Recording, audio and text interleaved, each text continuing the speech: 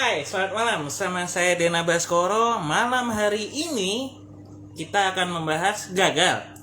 Saatnya bangkit. Kenapa saya membahas itu? Karena di masa pandemi saya melihat banyak orang-orang di luar sana sudah merasa frustasi, sudah merasa ya saya katakan bosan. Oke, daripada lama-lama kita langsung undangnya saja Mam Mary. Oke.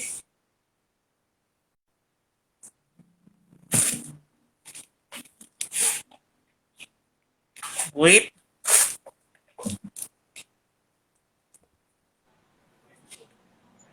Hah? Iya. Kameranya kebalik dong. Mam, lagi di mana Hai, lo, Mam? Dena.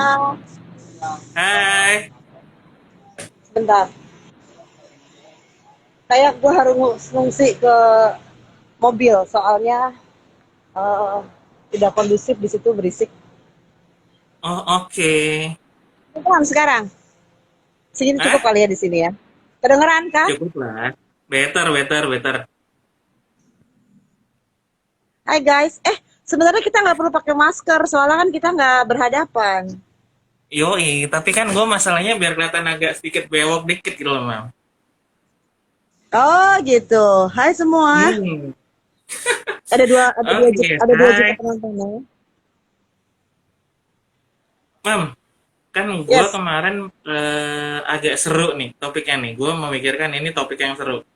Kenapa? Gue Hmm. bilang banyak orang-orang di luar sana yang sudah merasa frustasi, sudah merasa bosan, bahkan at least bingung mau ngapain. Nah, Mam, malam hari ini Hmm. gue bahas gagal.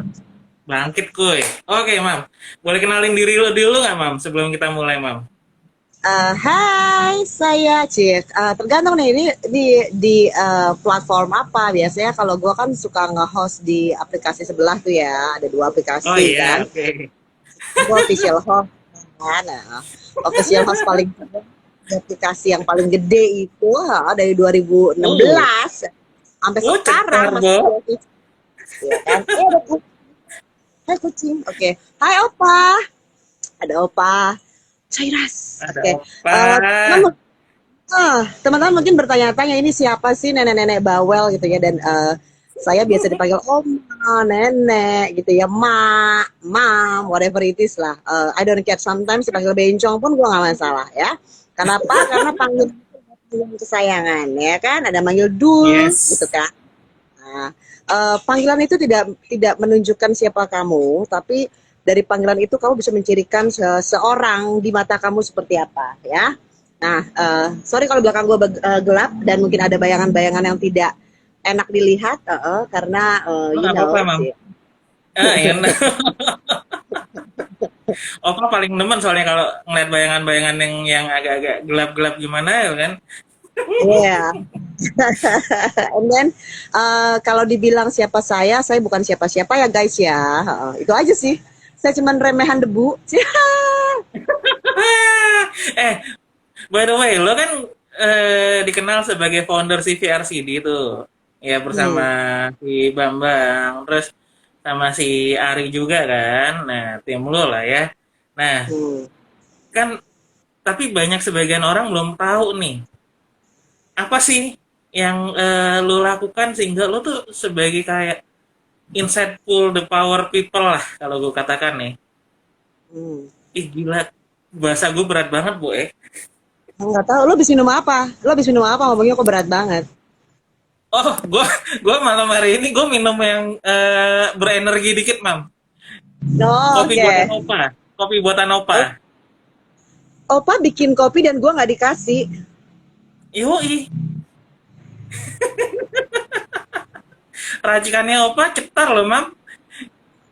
Eh, eh, belum mata ngeri ini, belum belum mata menangis 7 hari 7 malam, Opa. Nangis aja lo, bulu matanya tetap cetar ya. Nggak sadar dia. Oke, CVRCD. CVRCD itu apa? CVRCD adalah sebuah komunitas yang sekarang mungkin membernya 3.400, tersebar di Indonesia, Filipina, Malaysia, dan beberapa negara lain. mostly orang Indonesia dan Malaysia yang join. Nah, CVRCD itu singkatan dari CV Remake and Career Development, di mana asal muasalnya grup ini adalah ketika tahun 2017 saya terjatuh ya, seorang Mary itu dari punya segalanya dan kehilangan segalanya. Saat itu saya mengalami keadaan betul-betul terlempar ke jalan dengan baju satu di badan, dan I feel like useless gitu ya. Semua orang yang dulu pejabat-pejabat, orang crazy rich itu menjauhi saya. Jadi saya berpikir ternyata mereka mendekat ke saya karena posisi saya. Ya, karena waktu itu saya 5 tahun bekerja di Asia Pasifik dengan jabatan Country Director. Dan saya sadar bahwa pada saat itu apa sih yang saya punya gitu. Saya nggak punya apa-apa. Apa yang saya punya gitu loh. Cuma baju satu di badan. Oke, tapi apa yang saya punya? Saya hanya punya pengalaman, experience, kisah hidup, perjalanan sampai saya bisa nyampe di posisi country director untuk bidang engineering, which is saya bukan engineer, saya hanya lulusan SMA yang kebetulan kuliah di kampus jaket kuning, kemudian drop out, kemudian saya bekerja ke Malaysia menjadi penyanyi karena saya senang bernyanyi. Mohon maaf ya saudara-saudara, suara saya nggak bagus, oke. Terus di saat itu saya berpikir bahwa saya harus membuat diri saya merasa berguna supaya saya punya semangat hidup. Nah, saat itu saya tinggal di Bekasi, Jembatan 1. Kalau teman-teman tahu Bekasi Timur, Jembatan 1 sekarang sudah digusur. Di bawah kolong jembatan saya tinggal dengan kos-kosan seharga 300.000, kontrakan di mana sekeliling kanan kiri saya adalah pemulung, beralaskan tanah dengan atap yang setengah terbuka, artinya langsung genteng. Jadi kalau hujan nggak hujan ya kita siram air dari atas gitu ya. Nah, saat dengan baju satu di badan itu saya mencoba untuk membuat diri saya merasa berguna. Kemudian akhirnya saya membuatlah gitu ya. Awalnya tidak di CVRCD, saya membantu teman-teman dari komunitas di LinkedIn untuk bagaimana membuat CV yang baik. Dan itu meluas dari LIPSI, meluas ke FSI, PSI gitu ya. Dan saya ngajar di panti asuhan, hanya sekedar untuk bisa makan seminggu sekali. Nah, itu pun handphone kita akhirnya bisa beli setelah saya bikin lilin aromaterapi, kita jual ke Mangga 2, saya baru bisa beli handphone. Kemudian one by one dari sekian member, banyak yang support saya sampai gue pinjemin lu laptop, gue kasih lu baju, biar lu bisa interview, seperti itu gitu. Dan banyak dari mereka yang akhirnya berhasil naik jabatan sampai jadi GM, karena belajar bikin CV sama saya ajarin managerial skill, analitik, business plan, whatever it is, what they need, I give them. Saya nggak berpikir tentang uang, saya hanya berpikir tentang daripada gue tidak merasa berguna di dunia, gitu ya. Dan momen itu memberikan saya sebuah kayak ignite ya, kayak dibakar energinya, terus gitu kan. Saya pikir ternyata memang apa yang saya miliki ini berguna buat orang. Uang aku nggak punya. Tapi I have something that people don't have. Why don't I give it to them? Gitu kan awalnya. Nah, seiring berjalannya waktu, akhirnya komunitas itu berkembang menjadi solid, di mana setiap kita bikin event untuk pembelajaran itu kita nggak pernah minta uang sampai detik ini. Kalau ketemuan ngumpul-ngumpul bawa makanan, kita sharing, potluck party, ya, potluck party. Dan alhamdulillah puji Tuhan banyak yang terbantu dengan komunitas ini. Dan saya membuat komunitas ini tidak untuk bersaing dengan siapapun. No. Saya tidak membuat komunitas untuk bersaing dengan siapapun. Siapapun yang bikin komunitas baru, mereka ada event, mereka ngundang saya datang. Bahkan pernah ada suatu event dari komunitas lain, pesertanya 15, dari saya 9, 6 itu panitia. 9 dari saya, 6 panitia. Nggak apa-apa. Saya senang bergaul dengan siapapun gitu ya. Terus di sisi sebaliknya adalah mencari pekerjaan atau membanting setir dari dunia engineering ke dunia people development is not easy for me. Dan saya berjuang keras sampai akhirnya saya banyak mencoba untuk apply kemana-mana dan selalu mentok di posisi bahwa saya bukan sarjana. Oke? Kalimat bahwa Mary bukan sarjana itu kerap menghantui saya. Tetapi kalau mau diadu dengan, sebentar, sudah datang? Oke. Sally di sebelah.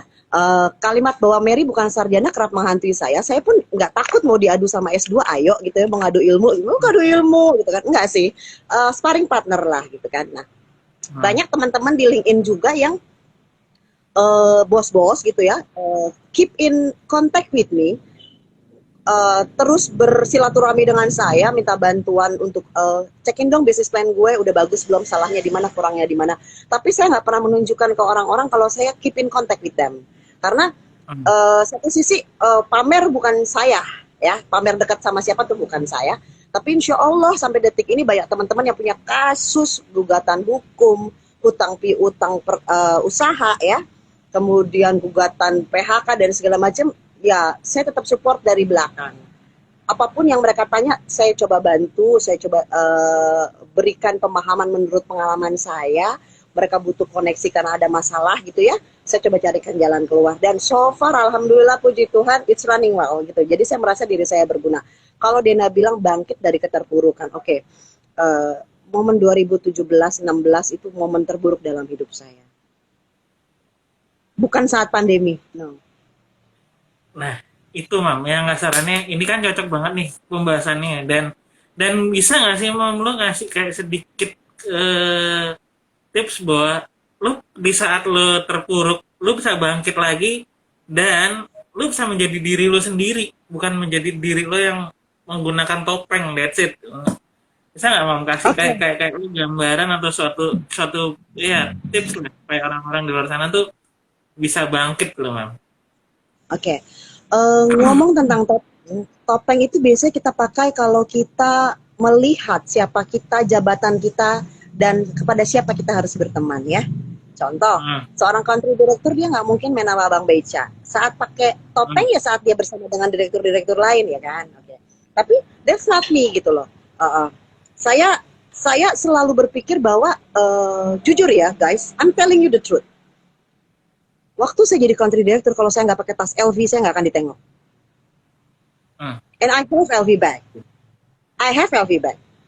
I have LV shoes. I have everything that people wants me to wear. But that's not me gitu. Gue pakai baju ya se-casual mungkin gitu. Dan gue ngerti dandan pun baru-baru ini gitu kan. Dulu gue very good gitu. Tapi setelah kejadian saya ditampar keras sama Tuhan,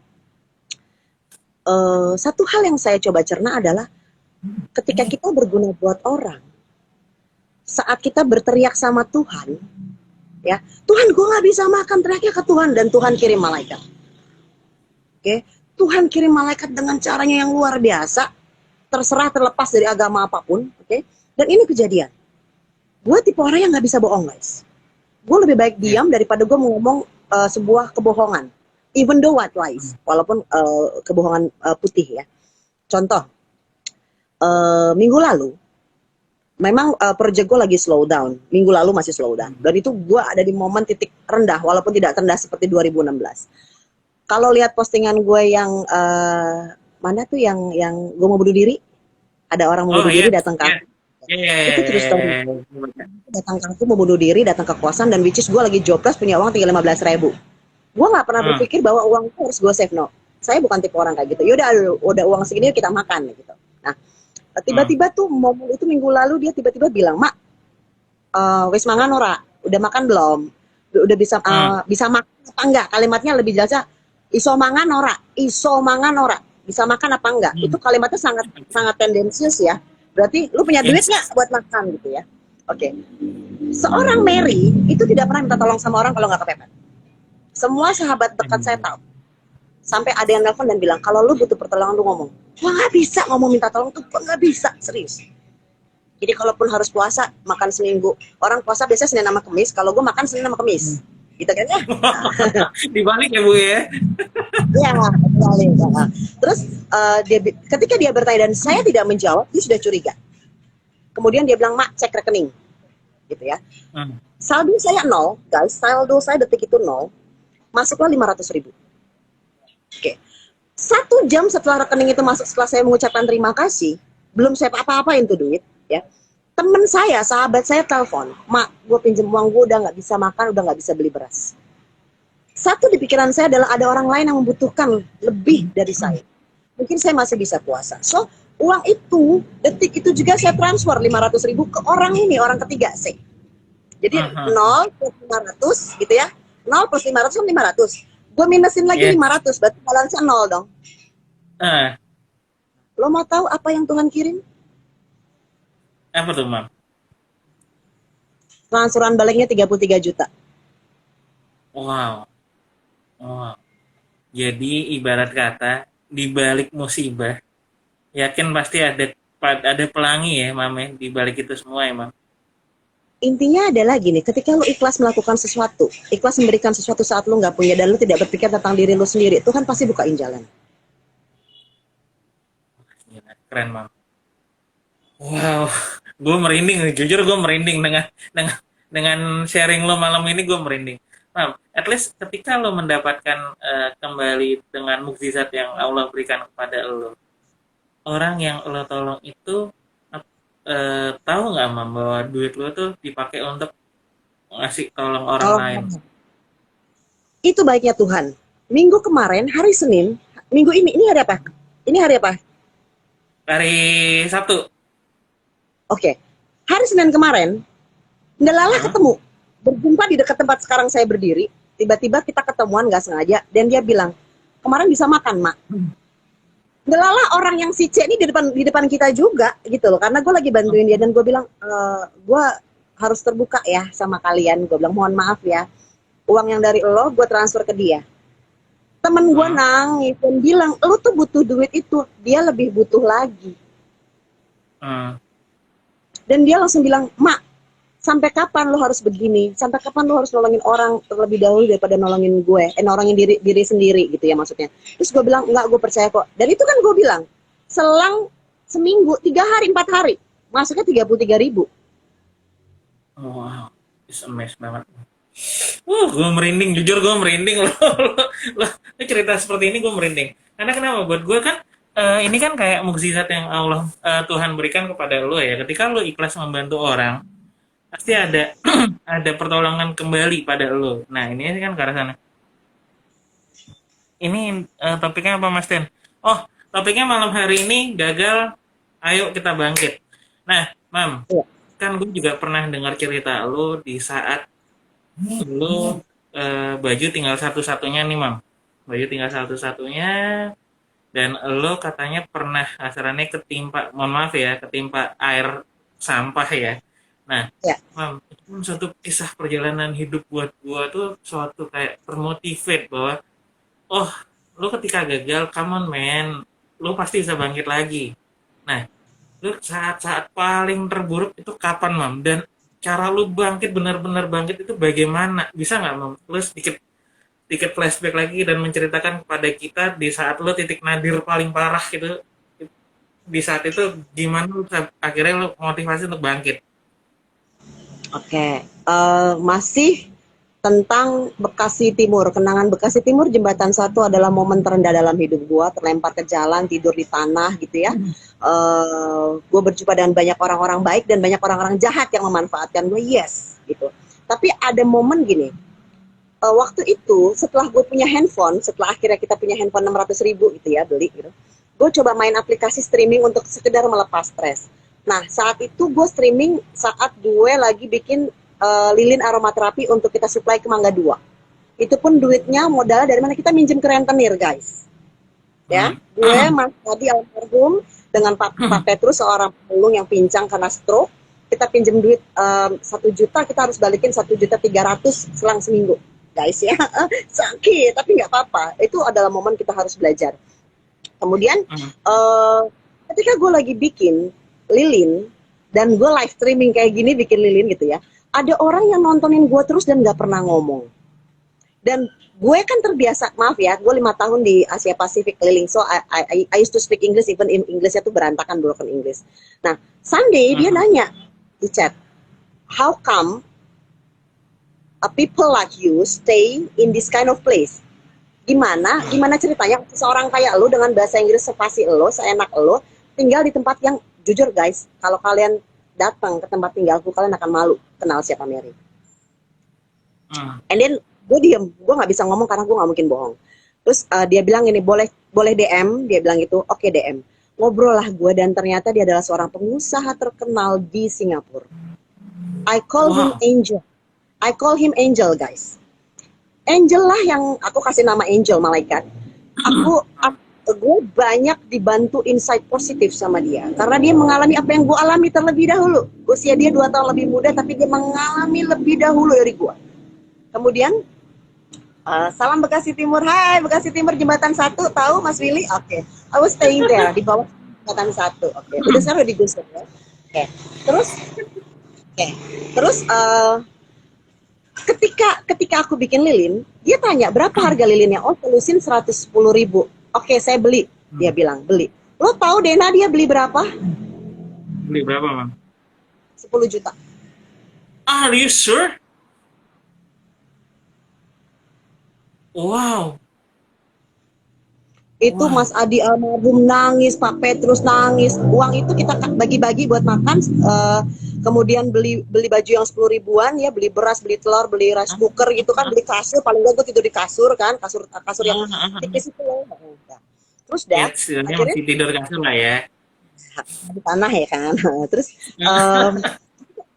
kita manfaatin sebaik mungkin gitu kan. Terus gue di 2018 I think gue sempat dapat kerjaan di Singapura ya. Oke. Setelah jadi gini, gue bikin CV dulu kan nih. Ketika gue bikin CV, gue kasih ke Angel bilang, Mary CV lo kurang gini gitu ya. Udah CV-nya aku revisi, dari situ kan gue dapat ilmu. Nah, ilmu itu yang gue bagiin ke orang. Nah, oke. Terus gue dapat kerjaan akhirnya di Singapura. Ternyata gue nggak digaji 2 bulan, oke? 2 bulan kerja di Indonesia nggak digaji. Gue harus ngambil gaji ke Singapura. Ongkos berangkatnya aja gue nggak punya. Finally ada orang baik yang memberikan ongkos, oke ya, memberikan ongkos berangkat dengan harapan cek gaji bisa gue cairin, gue pulang bawa gaji. Begitu gue cairin ke bank, gue beli tiket hari ini, berarti pulang besok. Oke, pagi ini gue dapet nyampe di Singapura, gue cairin cek gue ditolak. Karena ceknya digunting, berarti harus bank to bank, nggak bisa ditarik withdraw cash. I was like shit, I don't have money and I need to stay overnight, 1 malam di Singapura, which is gue nggak tahu gue masih tinggal di mana. Oke. Gue kontak teman-teman gue yang di Singapura dan mereka pada posisi nggak di negara itu, lagi keluar semua. Gue bilang, anjrit, gue harus tidur di airport. Oke, gue akan kembali gue tahu Terminal 3, basement lantai 2, guys. Basement 2, Terminal 3 itu tempat tidur ya. Mary sering tidur di situ, guys. Okay. Gue plan untuk pergi ke Terminal 3 dan besok kantor untuk minta cash gaji. Tapi gue nangis, jujur Mary bukan orang yang kuat, guys. Dan gue nangis di pinggir jalan di Singapura tuh, gue di samping banknya. Gue nangis, gue nggak bisa ngomong. Lo mau tahu Dena, baiknya Tuhan, WhatsApp gue bunyi. Dan si Angel ngechat gue dan bilang, where are you? Terus gue bilang, somewhere in Singapore. Terus dia bilang, where will you stay tonight? Gue nggak tahu dia tahu dari mana. Pokoknya dia bertanya. Terus gue nggak bisa jawab. Karena gue nggak jawab 5 menit, dia telepon. Diangkat lah, gue angkat. Hi Mary, hi Angel, where are you? Somewhere in Singapore. I know. Lu mau stay di mana? Gue diem. Ketika gue diem, dia bilang gini, Do you have enough money to buy MRT ticket? Dia tanya. Kamu punya uang yang cukup nggak untuk beli tiket MRT? I will send you location. Gue akan kirim lokasi. Tolong temui saya di sana pukul 8. Pukul 7. Itu pukul malam itu pukul 6. Karena bank tutup, gue udah di pinggir jalan pukul 6. Gue bilang, oke, I have money. Guys, uang gue tinggal setelah beli tiket MRT, uang gue tinggal $2. My money left on $2. Jadi gini, kalau gue berangkat ke tempat dia, berarti gue nggak bisa balik ke airport. Yes, tuh. Gue gambling. Gue cuma bilang begini dalam hati, Tuhan, kalau ini jalanmu, ku ikut ini. So gue berangkatlah ke dia, plus jalan kaki, sampailah di sebuah resto mewah, ya, di luar, di taman gitu ya, dekat mall-mall. Very expensive food. Terus dia bilang, udah makan? Terus gue diem. Terus dia bilang, oke, order something for you. Gue order sama kopi, biasa kopi dong. Dah, Ngobrol-ngobrol. Mana-mana kopi ya, Bu. Nah, terus dia bilang ada rokok, dia bilang gitu, oh gue ada rokok, tinggal sebungkus kan. Nah, dia bilang boleh nyobain, boleh. Nyobain tuh kita ngerokok di pinggir di yellow circle, yellow box itu kan, di kotak kuning itu, udah ngerokok. Terus dia bilang gini, balik ke meja makan, dia bilang gini, pesan lagi makanan, enggak ini udah cukup. Gitu. Karena gue tipe orang yang kalau udah cukup, cukup. Gue nggak pernah mau getok orang. Dia bilang, no. Beli lagi makanan, buat nanti malam. Gue nggak perlu. Hey, I'm telling you beli lagi makanan. Oke, gue pesan, gue bilang dah. Selesai pesan, terus dia ngomong gini, Mary, I have to go, I have a meeting. Gue ada meeting pukul 10. Oke, you stay safe ya. Terus dia langsung bilang gini, please find a decent place to stay. Please find a decent place to stay. Jadi dia nyuruh gue cari tempat nginep yang layak. Gue diem guys. Uang gue tinggal $2, $2. Oke, so apa yang lo lakuin saat itu, Mam? Gue diam, gue nggak bisa ngomong, gue nggak bisa berekspresi, diam aja udah kayak gini. Ya Tuhan mati aja gue, gitu. Ya Tuhan mati. Itu sering banget kejadian gitu ya. Terus tata dia bilang gini, saya tinggalkan uang di bawah piring.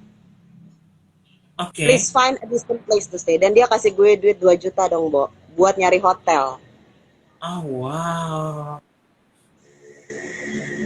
Guys, satu yang kalian perlu tahu, kalau lu susah lu jangan ngomong ke manusia, lu ngomong ke Tuhan. Iya. Lu Terus ngomong di saat ke itu, Mam, di saat itu apa yang lo lakuin, Mam? Ketika dia meninggalkan duit di bawah piring. Dia meninggalkan gue pergi ke Chinatown, sewa hotel yang $20, supaya duitnya bisa gue saving. I still need that money. Gue nggak tahu besok gue dapat gaji apa enggak. Oke. Udah. Dan asal lo tahu ya, si Angel ini pesan lilin itu totally udah 30 million, 30 juta dia pesan lilin, tapi dia nggak pernah ambil lilin itu sampai detik ini. Dia selalu bilang bahwa ya, dia selalu bilang, Mary, kalau lo mau kasih lilin itu ke orang-orang silakan. Gue nggak akan pernah minta. Dan gue akhirnya berkesempatan jumpa sama dia 2 tahun lalu lagi di Jakarta, ngobrol lagi gitu ya. Aduh, gue kayaknya bahagia banget Tuhan mempertemukan gue dengan banyak malaikat. Dari situ loh gue merasa bahwa uang itu bukan segalanya, guys. For the last 4 years, 5 years, nah sekarang masuk tahun kelima, uang bukan segalanya. Orang-orang yang Tuhan kirim saat kamu berteriak minta tolong sama Tuhan, itu adalah orang-orang yang emang Tuhan tempatkan untuk hadir di hidup kamu. Kadang mereka melakukan kebaikan, kadang mereka melakukan kejahatan, that's it, gitu loh. Dan jangan salah ya, di sepanjang perjalanan gue nolong orang-orang yang senasib kayak gue juga terima bullying. Makanya kemarin gue telepon lo dan gue bilang, sebagus apapun, sebaik apapun lo, pasti ada orang yang gak suka. Gue pernah bilang gitu kan sama lo. So don't care about it, gitu loh. Sampai ada yang bilang, kalau pergi sama Mary selalu pesan makanan mahal tapi gak mau bayar. Gitu ya. Oh itu nih omongan nyampe. Gue bilang, ya iyalah gue gak mau bayar. Orang gue datang, makanan udah ada di meja, gue gak pernah pesen. Terus gue disuruh makan, ditawarin, gue bilang yakin suruh makan, iya, ya udah deh, gue makan. Ujung-ujungnya gue dikasih bill, ya gue gak mau bayar, karena gue hanya sanggup bayar makanan. Gue tipe orang yang selalu mesen makanan yang sanggup gue bayar. Kalau gue sanggup makan di warteg, I will go to warteg. Gitu. Dan akhirnya omongan itu kesebar, dibilang, Mary kalau pesan makanan selalu mahal dan gak mau bayar. Terus gue tanya, lu bergaul gue 4 tahun ya, pernah gak gue nodong lu makanan mahal? Enggak. Lu nongkrong di warung kopi 3.000, memang gue selalu dari zaman dulu gue nongkrong kopi di warung 3.000 gitu, nggak pernah ngobrol-ngobrol di warung mahal, kecuali ada kepastian itu akan dibayar apa enggak. Karena gue pernah ngalamin, Dena ya, gue pernah ngalamin ke bandara Soekarno-Hatta, nemuin orang, which is ketemu orang dan dia bilang dia mau bayarin gue makan dan dia nggak bayarin. Gue udah order kopi 5.000, duit gue cuman cukup untuk kopi sama beli Damri. Sampai di Pulbas Damri Bekasi, gue jalan kaki ke Tambun Utara, 3 jam gue jalan kaki. Itu pelajaran hidup berharga buat gue. Jangan pernah mau ditawarin sama orang kalau ujung-ujungnya lu disuruh bayar. Jadi apapun yang dia tawarin, lu pesen sesuatu yang paling murah. Kalau perlu lu nggak usah pesen.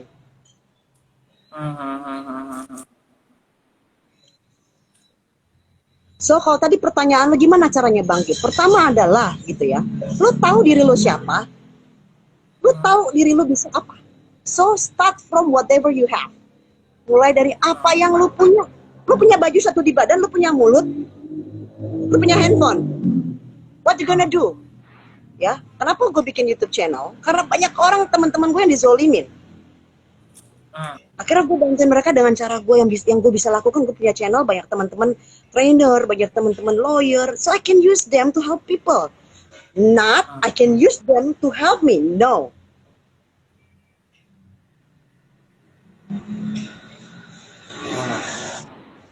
Iya sih, kalau gue ngelihat sekarang ya, orang-orang ngeliat sekarang ya, banyak orang di luar sana hanya pintar berkomentar, tapi tidak mau menolong.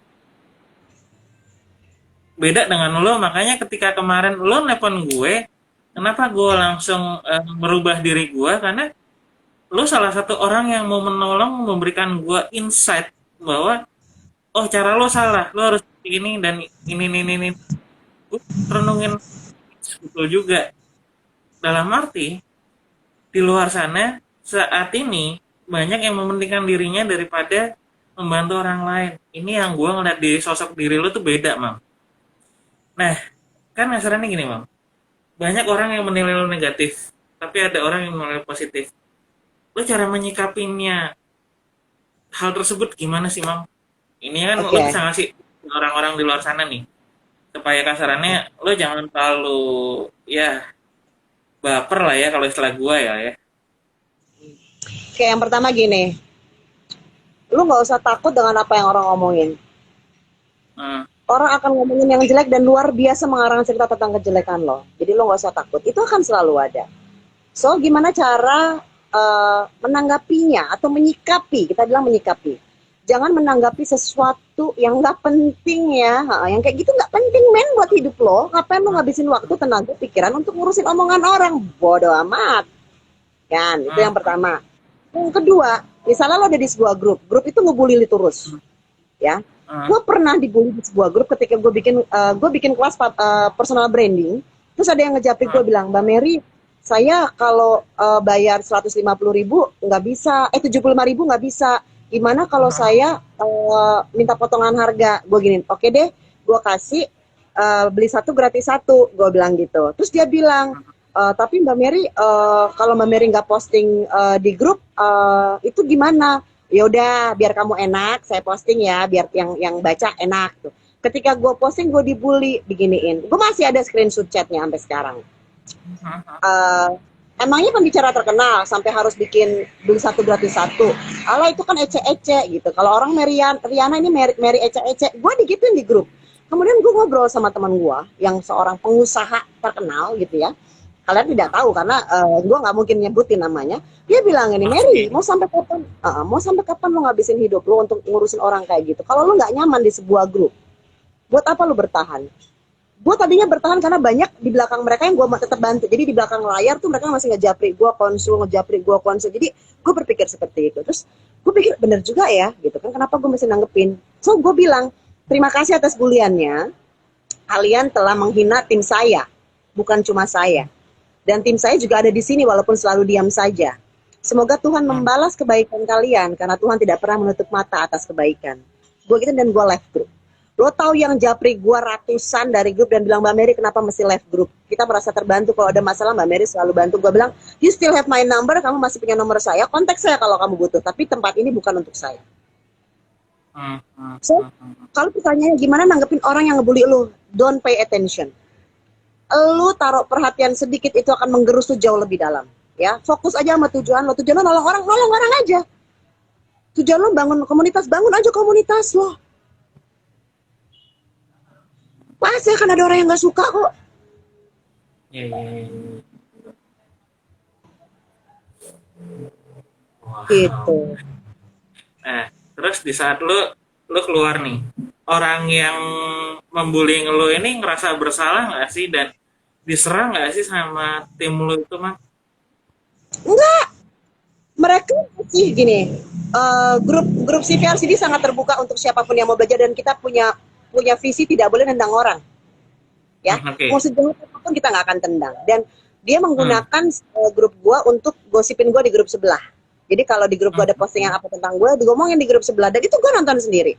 Jadi gua bilang gini, Gak apa-apa kalian stay di CVRCD, nggak apa-apa. Kalian mau jahatin gue nggak apa-apa, tapi orang yang melihat kok. Dan benar, teman-teman gue melihat itu dan mereka bilang, picik sekali ya orang-orang seperti itu. Gue bilang, kalau kamu butuh panggung, ambil panggung. Karena aku nggak nyari panggung.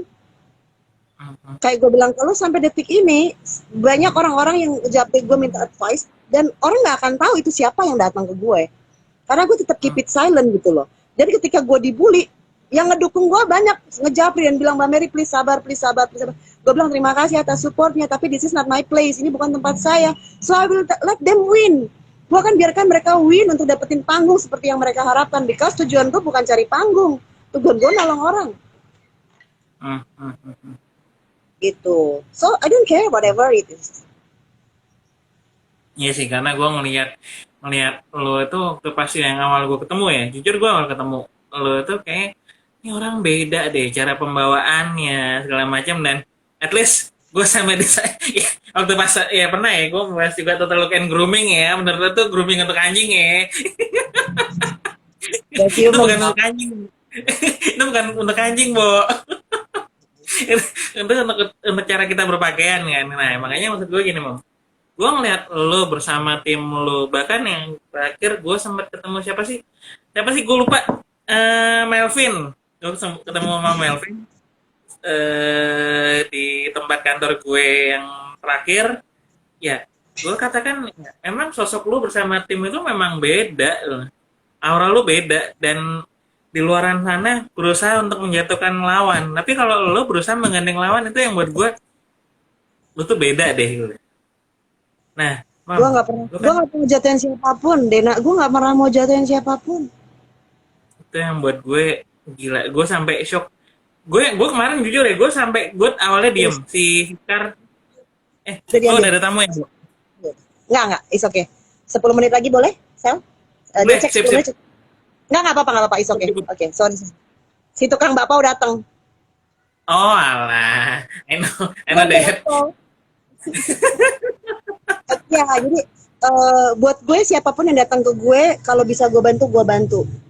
Itu aja. Gue nggak butuh panggung, guys. Gue nggak butuh panggung. Kalian mau bilang siapa Mary bukan trainer bersertifikat, kok bisa ngajar di bank BUMN gitu? I don't care gitu loh. Kalau gue bisa bantu orang, gue bantu. Gitu. Dan I just satu filosofi hidup gue adalah I just want to be a better man. Gue cuma pengen jadi manusia baik gitu aja. Udah hari demi hari gue nggak mau nyakitin orang, gue nggak mau jahatin orang. Dan kita tidak pernah terlepas dari dosa, dan siapakah kita bisa ngajak orang lain lebih berdosa dari kita. Nah, Mam, terakhir nih, Mam. The last question dari gue. Kan lo sudah banyak menolong orang, berbaik dengan orang. Nah, apa bonus dari Allah ke lo untuk saat ini, Mam? Apakah lo mendapatkan the big project atau bagaimana, Mam? Supaya orang-orang di luar sana tuh semangat bahwa gagal boleh, tapi lo harus semangat. Gimana? Kalau lu menabur kebaikan, lu nggak boleh mengharapkan imbalan. Yes, betul. Lu dapet sahabat yang mengerti lu dengan kedipan mata, ya, dengan kedipan mata, dengan senyapnya lo dari grup, atau senyapnya lo dari WhatsApp, atau senyapnya lo pas saat bertelepon Ria. Mereka bisa baca lu lagi ngapain, lagi kenapa, and then tiba-tiba mereka tergerak hatinya untuk menolong lo. Itu udah berkah buat gua. Dan kalau lo bilang apakah dapat project merupakan berkah gitu ya, gue bilang Tuhan akan mengirimkan jalan keluar di saat kita membutuhkan. Bukan waktunya kita yang minta atau yang harus hari ini, enggak. Tuhan udah tahu limit kita sampai sejauh mana. Dia akan kasih saat limit kita udah bener-bener mentok. So guys, lo gak usah takut. Keep on doing good things. Tetap lakukan yang terbaik yang bisa kalian lakukan. Tuhan kok yang ngasih, kapan datangnya? Gue setuju banget. Wow, tapi kayaknya kita nggak usah lama-lama dulu deh, Mam. The next, mungkin kita akan membahas lebih dalam lagi, dan lo mungkin bisa membagikan tips lo atau sharing-sharing lebih dalam lagi lah tentang diri lo, bahwa oke, lo bukan harus berarti lo hanya diem dan ngerasa bodoh. Nah, kan ini gitu kan. Nah, oke, Mam, just thanks buat malam ini. Thank you so much. Gue sangat termotivasi dengan lo, dan gue sangat berterima kasih dengan insightful yang lo berikan kemarin, Mam. Oke, Opa, kita terakhir, Opa. Bye-bye, Opa. Thank you, Mam. Keep on the fire. Yes. Jangan lupa subscribe Thank you, YouTube saya Mam. ya. Bye Siap. bye. Bye. Bye bye.